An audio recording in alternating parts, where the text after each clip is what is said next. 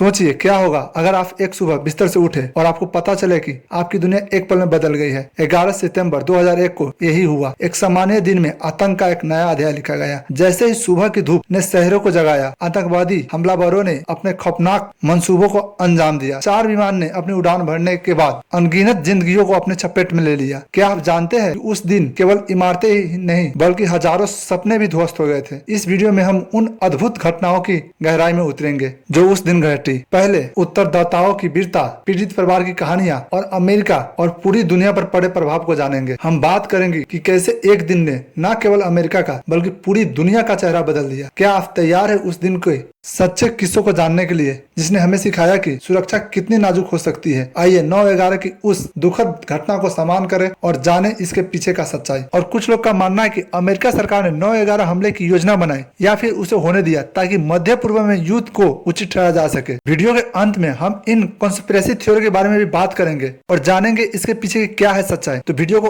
अंत तक देखिएगा। और कुछ लोग का मानना है कि an eye for eye make whole world blind, but मेरा मानना है कि in every action there is equal but opposite reaction. और इक्वल क्या? मेरा मानना है कि आप मुझे 1 देंगे तो मैं आपको 10 दूंगा, चाहे वो प्यार हो या फिर टकरार हो। अब हम वीडियो को शुरू करते हैं। 11 सितंबर 2001 की घटना अचानक नहीं आई थी। इसकी जड़ें कई साल पहले बोई जा चुकी थी। इसके पीछे एक लंबे समय से चली आ रही ऐतिहासिक बैकग्राउंड थी। 1980 और 1990 के दशक में दुनिया एक जटिल भू राजनीतिक संकट से गुजर रही थी, जिसका केंद्र मुख्य रूप से मध्य पूर्व था। अमेरिका की मध्य पूर्व में बढ़ती सैन्य और राजनीतिक हस्तक्षेप, विशेष रूप से 1991 में खाड़ी युद्ध के दौरान जब अमेरिकी सेनाओं सऊदी अरब में तैनात हो गई, ने वहां के कट्टरपंथियों के बीच आक्रोश पैदा किया। कई लोगों ने इसे इस्लामिक भूमि पर विदेशी आक्रमण के रूप में देखा। इसके साथ साथ अमेरिका के समर्थन में इजराइल का फलता फूलता होना और फिलिस्तीनियों के खिलाफ आक्रामक रवैये ने पूरी अरब और मुस्लिम जगत में अमेरिकी विरोध का लहर पैदा किया। उसी समय सोवियत अफगान युद्ध के बाद से अमेरिका ने अफगानिस्तान में मुजाहिदीन लड़ाकों का समर्थन देकर अपनी पकड़ मजबूत की थी। जब सोवियत संघ हार गया तो उन मुजाहिदीन लड़ाकों में से कुछ, जिनमें एक प्रमुख नाम ओसामा बिन लादेन का था, ने एक नया लक्ष्य का तलाश की। अब उनका ध्यान अमेरिका और पश्चिम देशों के ओर मुड़ गया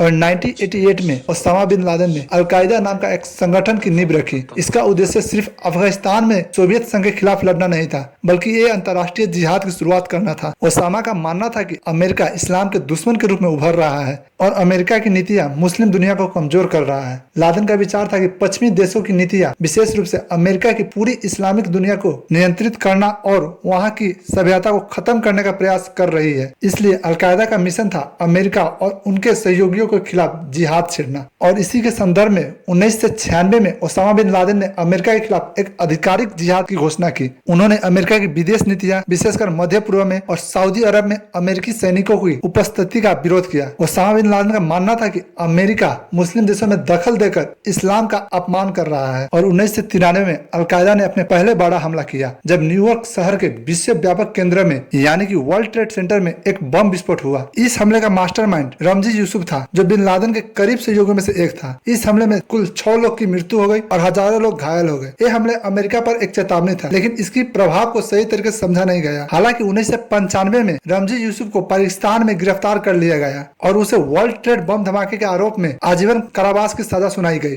और वो आज भी अमेरिका की एक उच्च सुरक्षा जेल में बंद है। और इस घटना के बाद 7 अगस्त 1998 में अलकायदा ने केनिया और तंजानिया में अमेरिका दूतावासों पर बमबारी की, जिसमें 224 लोग मारे गए। इस हमले का मुख्य विचारधारा ओसामा बिन लादेन की थी, जो ये दर्शाता था कि अलकायदा अमेरिका को गंभीरता से नुकसान पहुंचाने के लिए प्रतिबद्ध है। और इसके बाद 12 अक्टूबर 2000 को यूएसएस को यमन के अदन बंदरगाह में ईंधन भरने के लिए रुका था। इस दौरान 2 आत्मघाती हमलावर एक छोटे नाव में विस्फोटक लेकर पोत के पास आए और पोत के बाईं ओर विस्फोट कर दिया। इस धमाके में यूएसएस कोल में बड़ा छेद हो गया और इस हमले में 17 अमेरिकी नौसैनिक की मौत हो गई और 39 अन्य घायल हो गए। ये उस समय अमेरिकी नौसैनिक पर किया गया सबसे गंभीर और घातक हमला था। और इस हमले का जिम्मेदार था अलकायदा का एक कमांडर, जो अमेरिकी सैन्य बल के खिलाफ जिहाद के अपने लक्ष्य को पूरा करने के लिए सक्रिय था। इन घटनाओं ने अमेरिकी खुफिया एजेंसी को एक गंभीर खतरे का संकेत दिया, लेकिन फिर भी खतरे को पूरी पैमाने को कम आंका गया। अमेरिकी अधिकारियों में खुफिया निदेशक जॉर्ज टेनेट और नेशनल सिक्योरिटी एडवाइजर कॉन्डोलीजा राइस जैसे प्रमुख थे, जिन्होंने इस खतरे को पहचाना लेकिन प्रभावी प्रतिक्रिया देने में विफल रहे। इस दौरान अलकायदा ने अपने ऑपरेशन को विस्तार किया और कई देशों में अपने जाल को फैलाया। बिन लादेन के अलावा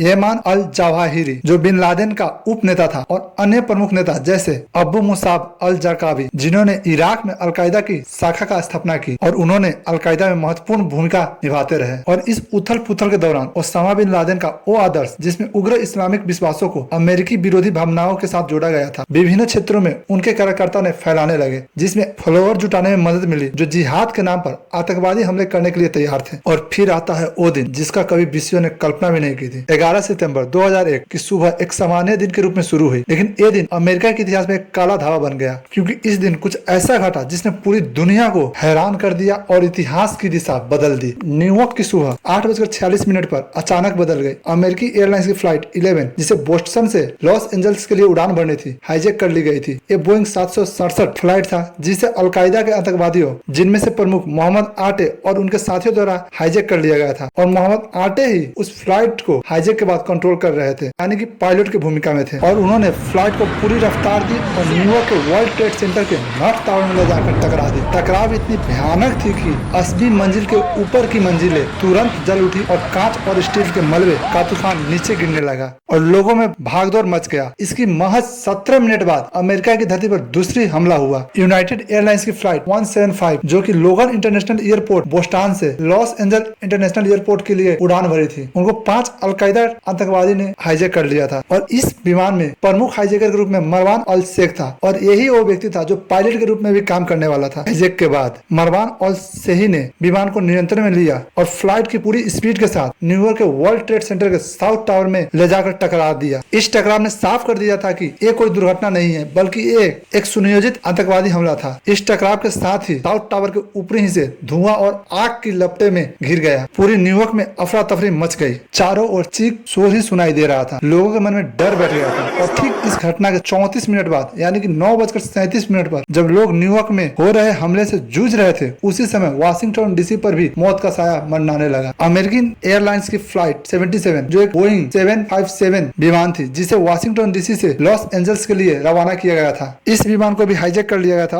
और इन हाईजैकरों में से हैनी हंजोर प्रमुख हाईजैकर थे, और हैनी हंजोर ही वो व्यक्ति थे जो फ्लाइट के हाईजैक के बाद कंट्रोल करने वाले थे। और उन्होंने इस विमान को पेंटागन की पश्चिम दीवार से जाकर टकरा दी। पेंटागन, जो कि अमेरिका की रक्षा मंत्रालय का मुख्यालय है, और अब धुआं और आग की लपटे में घिर गया था। और जब तक फायर फाइटर्स और रेस्क्यू वर्कर्स न्यूयॉर्क में पहुंचते, तब तक बहुत देर हो चुका था। 9:59 में वर्ल्ड ट्रेड सेंटर का साउथ टावर ढह गया। इस विनाशकारी घटना ने उन हजारों लोगों को मलबे के नीचे दबा दिया जो बचने की कोशिश कर रहे थे, लेकिन इसके बावजूद रेस्क्यू वर्कर अपने जान जोखिम में डालकर औरों को बचाने में जुटे रहे। और इधर बचाव कार्य चल रहा था, और उधर यूनाइटेड एयरलाइंस की फ्लाइट 93, जो कि न्यूयॉर्क जर्सी से सैन फ्रांसिस्को जा रही थी, उसे भी हाईजैकर द्वारा हमला कर लिया गया था, जिसका प्रमुख जैद जारा थे। और हाईजैक के बाद उन्होंने फ्लाइट को नियंत्रण में ले रखा था, जिसका मंसूबा इस फ्लाइट को व्हाइट हाउस या कैपिटल बिल्डिंग से टकराना था। लेकिन यात्रियों के बहादुर से ये विमान हाईजैकर्स के नियंत्रण से बाहर हो गया, और यात्रियों ने हाईजैकर्स के साथ जमकर सामना किया और विमान को अनियंत्रण करके पेंसिल्वेनिया के खेत में दुर्घटनाग्रस्त करवाया। और ये दुर्घटनाग्रस्त करीब 10:03 में हुआ। और इस तरह इन बहादुर यात्रियों ने अनगिनत जान बचा ली, और इन यात्रियों ने अपने जान देते हुए अमेरिका को एक और दुर्घटना से बचाया।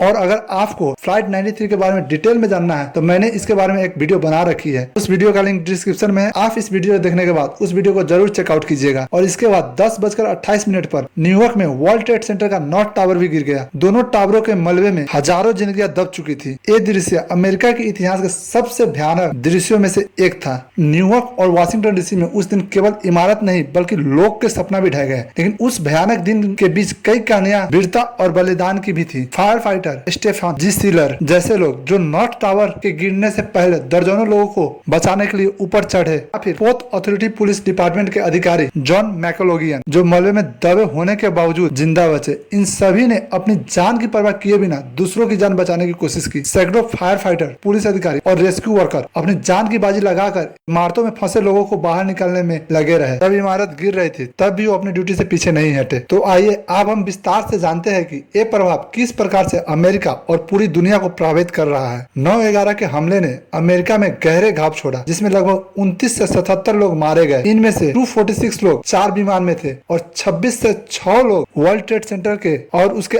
आसपास की जगह पर मारे गए और 125 लोग पेंटागन में मारे गए। इस हमले में लगभग 6000 से अधिक लोग घायल हुए, जिसमें से कई को मलबे और जहरीले धुएं के संपर्क के कारण दीर्घकालीन स्वास्थ्य समस्या हुई। और आर्थिक दृष्टिकोण से हमले ने लगभग 3 ट्रिलियन का नुकसान पहुंचाया, जो कि यात्रा, पर्यटन और बीमा जैसी विभिन्न क्षेत्रों को प्रभावित करता है। वर्ल्ड ट्रेड सेंटर पूरी तरह से नष्ट हो गया और पेंटागन में एक महत्वपूर्ण भाग को अमेरिकी एयरलाइंस की उड़ान 77 द्वारा लक्ष्य बनाया गया, जिससे व्यापक क्षति और न केवल भौतिक बल्कि भावनात्मक रूप से भी गंभीर प्रभाव पड़ा। अब हम बात करते हैं मनोवैज्ञानिक प्रभाव का। इन हमले का मनोवैज्ञानिक प्रभाव भी गहरा और अस्थायी था। बच्चे लोगों ने PTSD यानी कि पोस्ट ट्रॉमेटिक स्ट्रेस डिसऑर्डर, चिंता और डिप्रेशन जैसे मनोवैज्ञानिक मुद्दा का सामना किया। कई परिवार ने अपने प्रियजन को खोया, जिससे उन्हें लंबे समय तक चलने वाली भावनात्मक समस्या हुई। उदाहरण के लिए न्यूयॉर्क में ग्राउंड जीरो के आसपास रहने वाले लोग मानसिक स्वास्थ्य समस्या का सामना कर रहे थे और स्थानीय स्वास्थ्य संगठन ने सहायता कार्यक्रम शुरू की। अमेरिका भर में एक साझा शोक और सहानुभूति की भावना विकसित हुई, जिससे पूरे देश को एकजुटता किया। विभिन्न स्थल पर स्मारक सेवाएं, सार्वजनिक श्रद्धांजलि आयोजित की गई, जिससे लोगों ने अपने दुख को साझा किया। इस घटने ने देश में एक नया स्तर की पहचान और एकता को जन्म दिया, जिसमें राष्ट्रीय ध्वज के प्रदर्शन और सार्वजनिक समारोह के माध्यम से देशभक्ति का अनुभव किया गया। इस घटने के बाद कुछ सुरक्षा परिवर्तन भी की गई, यानी कि सेक्रेटरी चेंज पॉलिसी। 9/11 के बाद अमेरिका में सुरक्षा नीतियों में महत्वपूर्ण परिवर्तन किया गया। इस दिशा में पहला कदम था हेमलट सेक्रेटरी विभाग का स्थापना, जिसे नवंबर 2000 में स्थापित किया गया। DHS यानी कि डिपार्टमेंट ऑफ होमलैंड सिक्योरिटी का उद्देश्य विभिन्न संघीय एजेंसी को कंसोलिडेटेड करना और आतंकवाद के खिलाफ राष्ट्रीय सुरक्षा प्रयास को बढ़ावा देना था। इसके साथ ही यूएसए पैट्रियोटी एक्ट को अक्टूबर 2001 में लागू किया गया, जिससे कानून परिवर्तन के लिए निगरानी और जांच के अधिकारों का विस्तार हुआ। एक कानून आतंकवादी गतिविधियों को रोकने के लिए महत्वपूर्ण उपाय किया, लेकिन इसके परिणाम स्वरूप नागरिक स्वतंत्रता के संदर्भ में विवाद उत्पन्न हुआ। सुरक्षा प्रक्रियाओं में भी बदलाव आया, जैसे हवाई अड्डे पर सुरक्षा उपायों में वृद्धि, जिसमें यात्री और सामान की जांच, बॉडी स्कैनिंग का उपयोग और हवाई अड्डे पर सशस्त्र कर्मियों की उपस्थिति शामिल थी। अब हम बात करते हैं नेताओं की प्रतिक्रिया और सहायता। हमले के बाद अमेरिका के नेताओं ने तुरंत कार्रवाई की। तत्कालीन राष्ट्रपति जॉर्ज W. बुश ने राष्ट्र को संबोधित करते हुए कहा कि ये आतंकवाद का एक एक्ट है और इस पर कठोर प्रतिक्रिया दिया जाएगी। उन्होंने हमले के बाद अपने पहले भाषण में कहा, हम ये सुनिश्चित करेंगे कि जो लोग इस आतंकवादी हमले के पीछे हैं, उन्हें उनके कार्य के लिए जवाबदेही ठहराया जाएगा। इसके बाद बुश ने एक अंतर्राष्ट्रीय गठबंधन बनाने का प्रयास किया जो आतंकवाद के खिलाफ एकजुट हो। उन्होंने अफगानिस्तान में तालिबान शासन को हटाने के लिए सैन्य अभियान की शुरुआत की, जिससे ऑपरेशन इंड्यूरिंग फ्रीडम के नाम से जाना गया। इसके अतिरिक्त अमेरिका ने अन्य देश के साथ सहयोग बढ़ाया, जैसे कि नेटो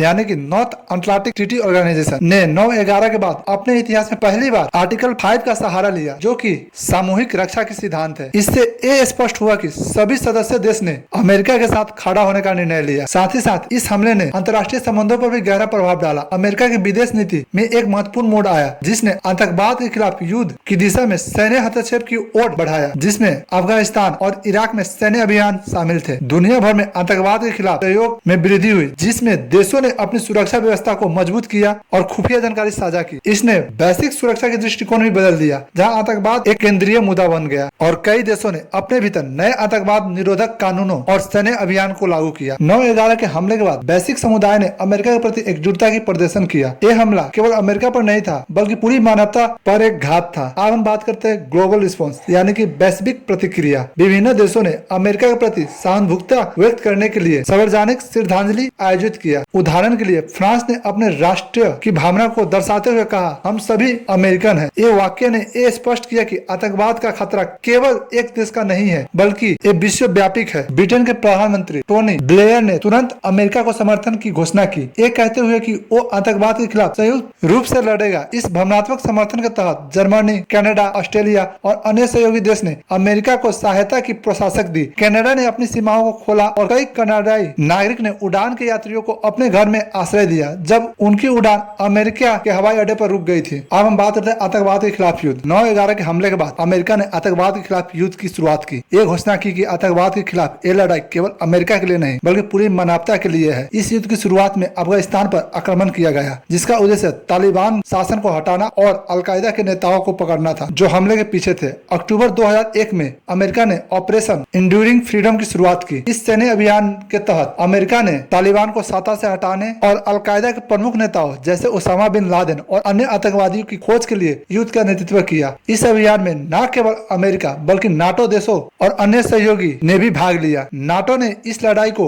समर्थन देने के लिए अपनी सैन्य शक्तियों का तैनात किया, जिससे ये एक वैश्विक सैन्य अभियान बन गया। इसके बाद अमेरिका ने अलकायदा के नेताओं की पकड़ में सफलता हासिल करने के लिए कई अभियानों का आयोजन किया, जिसमें पाकिस्तान में 2011 में उसामा बिन लादेन की हत्या भी शामिल थी। इस अभियान ने ये सिद्ध किया कि अमेरिका आतंकवादियों को पकड़ने में गंभीर है और वैश्विक सुरक्षा को सुनिश्चित करने के लिए ठोस कदम उठा रहा है। इसके अलावा दुनिया भर में कई देशों ने अपनी सुरक्षा नीतियों में बदलाव किया। भारत, ऑस्ट्रेलिया और अन्य देशों ने अमेरिका के साथ सहयोग बढ़ाया, जिससे आतंकवाद के खिलाफ एक संयुक्त मोर्चा बनने में मदद मिला। 9/11 हमले के बाद इसने न केवल वैश्विक सुरक्षा को प्राथमिकता दी, बल्कि देशों के बीच सहयोग और समर्थन के एक नया मार्ग खोले, जो आज भी जारी है। और ये भी इतिहास में पहली बार था नाटो की सामूहिक रक्षा की धारा आर्टिकल 5 का सहारा लिया गया, जो ये सुनिश्चित करता है कि एक सदस्य देश पर हमला सभी पर हमला माना जाएगा। और इससे ये स्पष्ट हुआ कि आतंकवाद के खिलाफ ये लड़ाई एक वैश्विक प्रयास है। लेकिन इन घटनाओं का सबसे गहरा प्रभाव उन लोगों पर पड़ा जिन्होंने इन हमले को प्रत्यक्ष रूप से महसूस किया। आइए अब उन लोगों की कहानी पर ध्यान दें जिन्होंने इस भयंकर दिन का सामना किया, जिनमें पहला है जनरल गुजमैन मैकमिलन का। 11 सितंबर 2001 को वर्ल्ड ट्रेड सेंटर की उत्तरी टावर में 64वीं मंजिल पर काम कर रही थी। जब पहली प्लेन टकराई तो उन्होंने और उनके साथियों ने बिल्डिंग से बाहर निकलने की कोशिश की। जब वो 13वीं मंजिल पर पहुंची तो टावर गिरने लगी और वो मलबे के नीचे दब गए। कंक्रीट और आयरन के नीचे फंसी हुई जनरल को कई चोट आई, जिनमें उनका पैर भी कुचल गया था। वो हिल डुल नहीं पा रही थी। चारों ओर अंधेरा था और सायरन और मदद की चीखें सुनाई दे रही थी। दर्द और डर के बावजूद उन्होंने अपनी आस्था पर विश्वास बनाए रखा और चमत्कार की प्रार्थना करती रही। घंटे बीतते गए लेकिन जेनेला होश में रही। लगभग 27 घंटे बाद बचाव कर्मी ने उनकी हल्की चीख सुनी। उन्होंने सावधानी से उनके चारों ओर के मलबे हटाई और अंततः उन्होंने सुनिश्चित बाहर निकाल लिया। उनका जीवित बचना एक चमत्कार था, क्योंकि वो टावर के मलबे से जीवित निकले गए अंतिम व्यक्ति में से एक थी। जेनेल की कहानी धीर संकल्प, आस्था और उन बचाव कर्मियों के यूनिक प्रयास की कथा है, जिन्होंने दूसरों को बचाने के लिए अपने जीवन को जोखिम में डाल दिया। उन्होंने अपने अनुभव को साझा किया है ताकि दूसरों को प्रेरणा और आशा मिल सके। दूसरी व्यक्ति की कहानी की बात करते हैं, जो है लॉरेन मैनिंग। लॉरेन मैनिंग 11 सितंबर 2001 को वर्ल्ड ट्रेड सेंटर की उत्तर टावर की 105वीं मंजिल पर काम कर रही थी। और जब अमेरिका एयरलाइंस की फ्लाइट 11 टावर से टकराया तो लॉरेन और उनके सहकर्मी ने जल्दी ही महसूस किया कि उन्हें निकास करना होगा। और जैसे ही हड़बड़ाहट बढ़ी, उन्होंने धुआं और इमारत गिरने की आवाजों के बीच निकलने का प्रयास किया। वो एक समूह का नेतृत्व कर रही थी, लेकिन उनकी सीढ़ियों में उतरते समय उन्हें आग और गर्मी का सामना करना पड़ा। एक भयंकर आग के गोले ने उन्हें लपेट लिया, जिससे लॉरेन गंभीर रूप से जल गई और उनका 80% हिस्सा इस हादसे में जल गया। उन्हें बचाव कर्मी द्वारा अस्पताल ले जाया गया, जहां उन्होंने अपनी चोटों के लिए कई सर्जरी और पूर्णवास का सामना किया। लॉरेन ने 30 से अधिक सर्जरी करवाई और अनगिनत घंटे पूर्णवास में बिताए, लेकिन उनका हौसला कभी टूट नहीं पाया। और बाद के वर्षों में उन्होंने न केवल अपने स्वास्थ्य पर ध्यान केंद्रित किया, बल्कि जलवायु पीड़ितों के लिए एक अधिवत रूप से कार्य किया। लॉरेन ने अपनी कहानी साझा करके दूसरों को प्रेरित किया। उनकी यात्रा यह दर्शाती है कि मानव आत्मा कितनी ढीठ और साहसी हो सकती है। उनकी दृढ़ता और आगे बढ़ने की इच्छा, चाहे शारीरिक और भावनात्मक घाव कितनी भी गहरे हो, आशा और ताकत का एक शक्तिशाली उदाहरण है। इन भावनात्मक व्यक्तिगत कहानियां और वीरतापूर्ण गवाहियों को सुनकर ये साफ है कि 9/11 ने लाखों लोग की जिंदगी हमेशा के लिए बदल दी। लेकिन इस राष्ट्रीय दुखद घटना के बाद कई सवाल उठे, जिनकी वजह से विवाद और साजिश के सिद्धांत भी सामने आए। तो चलिए अब हम बात करते हैं कंट्रोवर्सीज एंड कॉन्स्पिरेसी थ्योरी के बारे में। पहले हम कॉन्स्पिरेसी थ्योरी के बारे में बात करते हैं, जिनमें पहला है इनसाइड जॉब थ्योरी, यानी कि इन्वॉल्वमेंट ऑफ गवर्नमेंट। कुछ षड्यंत्र सिद्धांतकारों का मानना है कि अमेरिका सरकार ने 9/11 को हमला की योजना बनाई या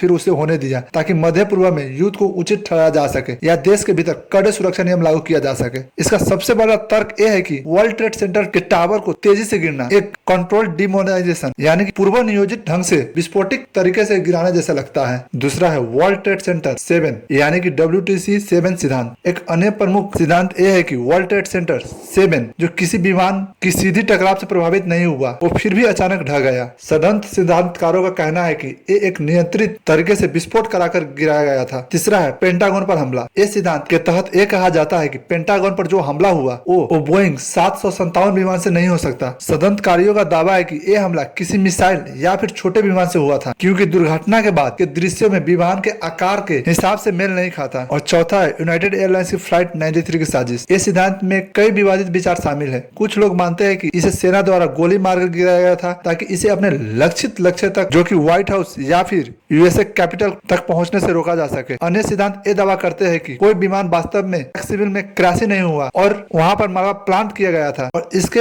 अलावा कुछ लोग ये मानते हैं कि सरकार को अपहरण के बारे में जानकारी थी और इसे जानबूझकर होने दिया गया। ये थी ओवरव्यू ऑफ कॉन्स्पिरेसी थ्योरी। बात करते हैं काउंटर आर्गुमेंट के बारे में, यानी कि जो रिपोर्ट और जांच में सामने आया और इन कॉन्स्पिरेसी थ्योरी को के दावों को झूठा साबित करता है। पहला, इनसाइड जॉब सिद्धांत का काउंटर आर्गुमेंट। आयोग की रिपोर्ट और स्वतंत्र इंजीनियरों द्वारा की गई जांच ने निष्कर्ष निकाला कि ट्विन टावर का गिरना विमान की टक्कर और जलते हुए जेट ईंधन से उत्पन्न तीव्र गर्मी के कारण हुआ था, जिससे स्टील की संरचना कमजोर हो गई थी। भले ही टावर का गिरना एक सुनियोजित विस्फोट जैसा लगे, लेकिन विशेषज्ञ बताते हैं कि ये स्थिति यूनिक थी और विमान द्वारा की गई विनाशकारी क्षति इसका मुख्य कारण थी। और दूसरी सिद्धांत, वर्ल्ड ट्रेड सेंटर WTC-7 सिद्धांत। WTC-7 के गिरने के कारण उत्तरी टावर से टकराने वाले मलबे और बाद में लगी आग थी। National institute of standards and technology यानी कि निस्ट ने गहन जांच की और वहां विस्फोटकों का कोई सबूत नहीं पाया। आग घंटों तक बिना रोके जलती रही, जिससे इमारत की आंतरिक संरचना कमजोर हो गई और ये ढह गया। तीसरा है पेंटागन हमले का कंट्रोवर्सी। फोरेंसिक साक्ष्य और चश्मदीद गवाहों की गवाही से पुष्ट होती है कि अमेरिकी एयरलाइंस की फ्लाइट 77 जो कि बोइंग 757 फ्लाइट था ने पेंटागन को टक्कर मारी थी। दुर्घटना स्थल से विमान के मलबे, ब्लैक बॉक्स और यात्रियों के अवशेष और इंजन के टुकड़ा मिले थे। टक्कर की कोण यानी कि एंगल और विमान की तेज गति के कारण हुई क्षति और सही थी, जैसे विशेषज्ञों ने बताया था। अब हम बात करते हैं फ्लाइट 93 की कंट्रोवर्सी के बारे में। 9/11 आयोग की रिपोर्ट और अन्य अधिकारी जांच में स्पष्ट करती है कि विमान यात्रियों के संघर्ष के कारण क्रैश हुआ और इसमें सरकार का कोई इन्वॉल्वमेंट नहीं था या फिर प्रमाण नहीं मिला। और प्लेन के ब्लैक बॉक्स, जिसे प्लेन रिकॉर्डर भी कहा जाता है, उसमें साफ साफ यात्रियों और हाईजैकर के बीच के बातचीत रिकॉर्ड थी, जो ये बताता है कि प्लेन शेख सिविल में क्रैश हुआ था और यात्रियों के संघर्ष के कारण हुआ था। हालांकि षड्यंत्र सिद्धांत अभी भी चर्चे में रहते हैं। गहन जांच और तथ्य ने बार बार इन दावों को खारिज किया है। 9/11 एक कोऑर्डिनेटेड आतंकवादी हमले का परिणाम था, जैसे कि वर्षों की कड़े जांच ने सिद्ध किया है। फिर भी इन सिद्धांतों की निरंतर हमें याद दिलाता है कि सवाल पूछना महत्वपूर्ण है, लेकिन विश्वसनीय साक्ष्यों पर भरोसा करना भी उतना ही जरूरी है। 9/11 की घटना ने हमें ये सिखाया कि एकता, सहिष्णुता और समझ ही सबसे बड़ी ताकत है। तो चलिए आज की वीडियो हम यहीं पर समाप्त करते हैं। आप इस घटना के बारे में क्या सोचते हैं और कैसा लगा आपको ये वीडियो, एक कमेंट करके जरूर बताइएगा। वीडियो को लाइक कर दीजिएगा और अभी तक आपने चैनल को सब्सक्राइब नहीं किया है तो सब्सक्राइब कर लीजिएगा। तो मिलते हैं आपसे अगले वीडियो में, तब तक आप अपना ख्याल रखिएगा। धन्यवाद।